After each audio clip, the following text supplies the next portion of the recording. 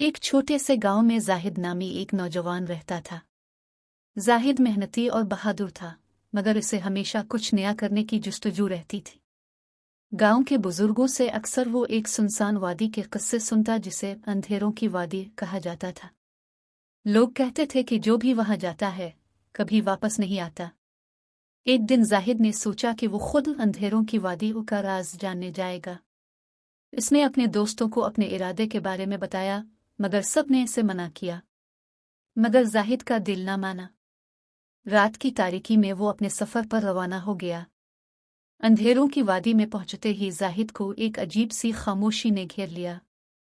कोई हुआ नहीं चल रही थी और हर चीज जैसे साकिन हो गई थी। इसे लगा कि जैसे किसी ने वादी में इसका पीछा किया हो, मगर पीछे मुड़ने पर कुछ भी नजर ना आया। फिर इसे एक अजीब सी सरगोशी सुनाई दी जो कह रही थी, जाहिद, वापस चले जाओ वरना पछताओगे। जाहिद ने दिल मजबूत किया और आगे बढ़ता गया। वादी के बीचों बीच एक कदीम दरख्त था जिसके नीचे एक चमकदार शय नजर आ रही थी।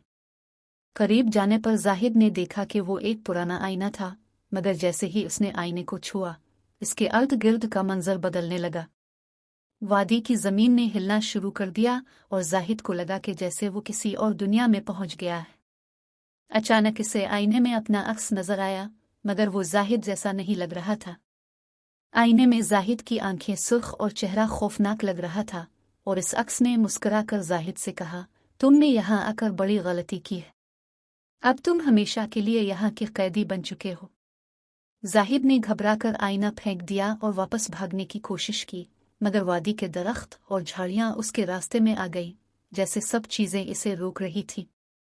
इसकी सांसें तेज हो गईं और उसे महसूस हुआ कि वो वहां हमेशा के लिए फंस गया है।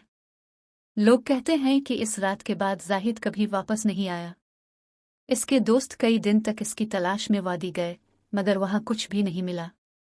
अलबत्ता कुछ लोगों ने ये गवाही दी कि रात के वक्त कभी कभार वादी में एक नौजवान की आवाज सुनाई देती है जो मदद के लिए पुकार रहा होता है। इसके बाद से कोई भी इन अंधेरों की वादी की तरफ जाने की हिम्मत नहीं करता।